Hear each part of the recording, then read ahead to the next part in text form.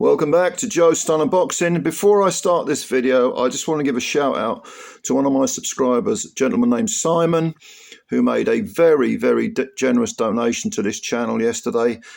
This gentleman has been in hospital, I believe. I don't know what with, it's none of my business.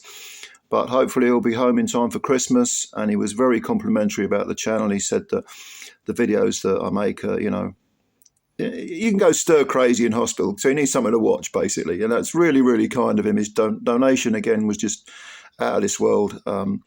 He did one of those little, what do you call him, thanks, on the thanks button thing. I don't really understand how this stuff works, but But yeah, thank you very much, Simon. I hope you're feeling better, mate, and you have a lovely Christmas.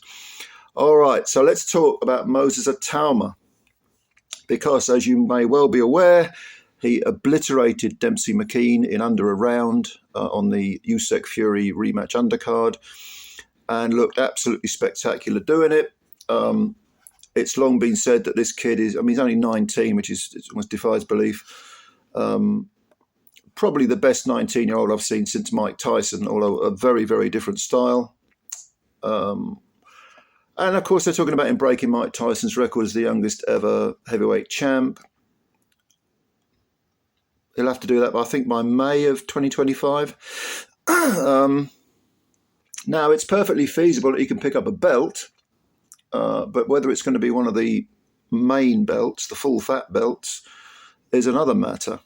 In case you've been living under a rock, you don't know who Itauma is. He's a 6'2" 2.5" southpaw. I think he was born in Slovakia. Did he grow up in Kent? Or he lives in Chatham, Kent, I think. And he has an older brother, Karol Itauma, who's a light heavyweight, nowhere near as talented, but, decent domestic level fighter. But this kid could well be the future of the heavyweight division, or a dominant heavyweight at the very least. Now, he defeated McKean. McKean came in with 22 wins, 1 defeat. His defeat was in his last fight against Filip Hrgović. And he lasted into the 12th round. And then Itauma goes and swats him aside effortlessly with 2 knockdowns, very heavy knockdowns.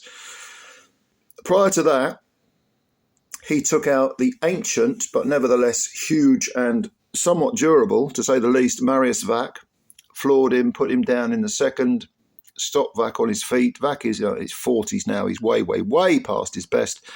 But you would think he's someone who could take a 19-year-old kid rounds. After all, the previous year he took Fraser Clark 10 rounds. Didn't look like going on the floor at any point.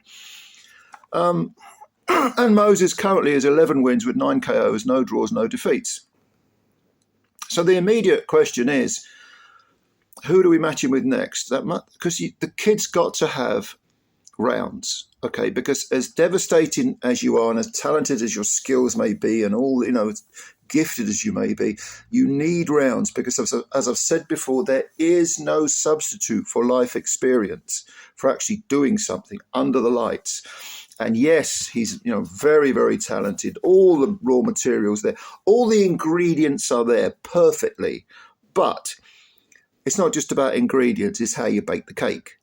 Because the ingredients, those great ingredients, can go to waste if you don't bake the cake right. So what are they going to do with him? Well, Francis Warren and Moses were interviewed after the fight with McKean, and there is talk of him going in with Hrgović. Okay, Hrgović, you would think, would take him rounds at the very least, if not beat him.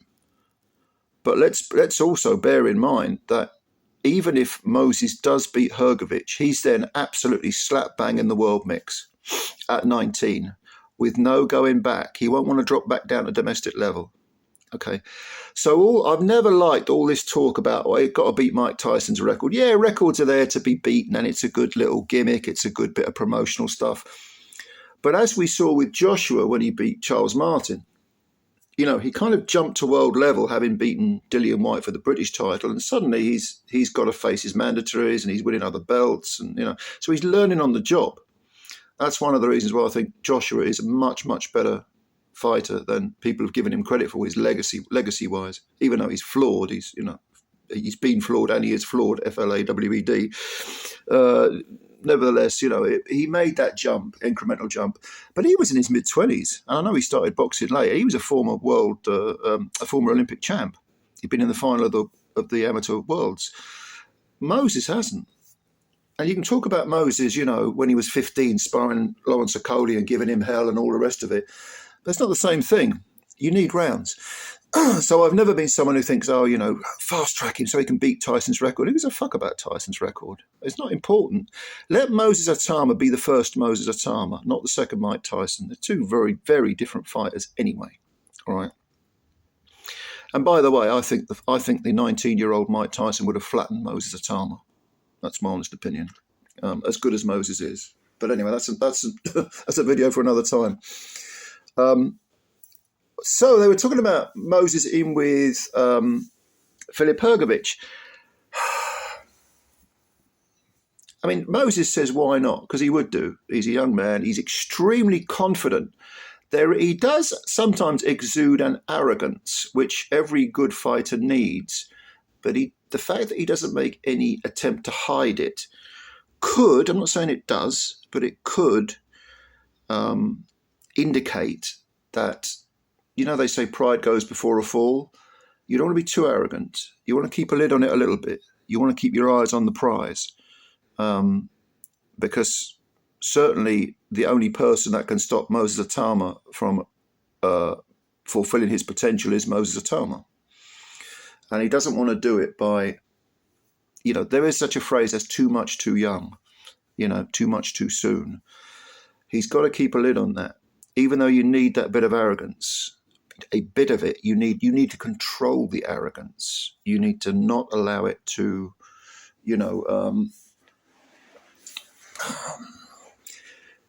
make you complacent. Make you complacent and make you get in the way of your progress, of your learning, of the fact that you need to learn, that you need to learn stuff, that you need more experience, so you can go out and get it. That's the thing about youth. Very often youth has no fear, doesn't think it can be beaten, doesn't think it's wrong, until it discovers that actually it can be beaten and it is wrong. Sometimes. So I don't know about this Hrgović fight. Too soon? For some reason I'm thinking yes. Although, if Moses did face Filip Hrgović, would it surprise me if he won? Not really. Not really. No, not really. No, not really. But I would have to make Hrgović a favourite in that fight if he's on it. But with Hrgović, you never know. You never know with Hrgović. See, I think Hrgović is someone who arrogance has got the better of him to some degree, certainly against Daniel Dubois. But Hrgović has a hell of a chin, a really good chin. And if anyone can take the punches from Moses, those, laser-like backhand, southpaw lefts, I mean, it's going to be Hrgović. People should not get carried away with Itauma. They should not think he's anywhere near the finished article, because he isn't. All right. So Francis Warren. Francis Warren was saying, okay, yeah, Hrgović is a possibility, but he also mentioned Kubrat Pulev. And Moses' immediate reaction was, oh no, he's old, let him retire. I don't want to beat another old man. He did it with Vac, and he's obviously thinking I can smash through Hrgović, through Kubrat Pulev as nothing. But here's the thing. Kubrat Pulev has that, meaningless shite WBA regular belt, the thing that Daniel Dubois held. And if he gets that, he can then say, hey, I'm the youngest ever world champion, which of course he wouldn't be, because the real WBA heavyweight champion is a man called Alexander Usyk. You seriously want to say that Moses Itauma has more of an argument to be WBA champion than Alexander Usyk? But as Francis Warren said, it's a sort of bargaining chip, or it's I don't know what the phrase he used was, words to that effect. I think far more interesting choice that was also mentioned by Francis is Charles Martin, who is now at the veteran stage of his career. And, excuse me, I'm going to sneeze. Excuse me. And even though he's at the veteran stage of his career, I think since being smashed to pieces, blown out of the water by Joshua all those years ago, has actually improved. He's actually not bad. I mean, he gave Jared Anderson a lot to think about. buzzing Anderson a couple of times in their fight, losing on points, coming off the floor. He gave Luis Ortiz a very good fight, got stopped, but, that is the type of fighter I think is a far better measuring stick, a far more appropriate challenge for a young 19-year-old heavyweight than sticking him in with Hrgović, who's clearly world level. He's got to win over Zhilei Zhang, for Christ's sake. What, you're going to put Itauma in with Zhilei Zhang? So I'd like to see him brought along sensibly. So I like the idea of a Charles Martin fight. I think it's a very good fight. Whether it can be made or not, because Martin is with PBC, I think still. I don't think he's left PBC. And therefore, you know what they're like. They just don't allow their fighters to fight anyone, do they? Terribly mismanaged careers at PBC, a lot of them. Good money-wise, they maximise their money, although now the money's run out, so they'll all be looking for a different home. But I honestly think that that's a better fight than the Hrgović fight or the Pulev fight. Does Itauma really need that useless regular WBA title? I don't think so. I don't think so at all. But a win over Martin would be good progress, very, very good progress. And also, why not put him in there with, David Adelaide or Fabio Wardley or make some British fights? Now, I know Warren ain't going to do that because he promotes a lot of them and he wants to maximise, earnings for all of them. But if Itauma is the best of the bunch, and I think he is, then, if Fabio Wardley was beaten by Moses Itauma, would that really harm his stock that much? If David Adelaide was knocked out by, or let's say he went the points, he took up Moses to 10 round distance and lost on points, is that going to really, shatter him? Of course not. Again, I'm down to this. I keep saying it. It's one of my mantras. Defeats, they only matter if you let them matter. If you learn from them, they're not, they're just lessons. That's all they are. So I don't know. You leave your comments below. Who do you think Moses should fight next? How good do you think he is? What's the rate of progress you'd like to see him make? And, of course, who would you put him in with? Let me know all your thoughts. Leave them down below. And, I'll have a read of them and I'll answer as many as I can. This is probably going to be the last... Well, I think it probably will be the last video I do before Christmas. So I hope you all have a really fantastic time. And thank you so much for all your support for this channel. If you've left a comment, I've read it because I read all the comments. Obviously, I don't get a chance to reply to all of them because it's just too many. But if you've shared a video, much love to you. If you support this channel, I can't thank you enough. And I want you all to have a great Christmas with your families.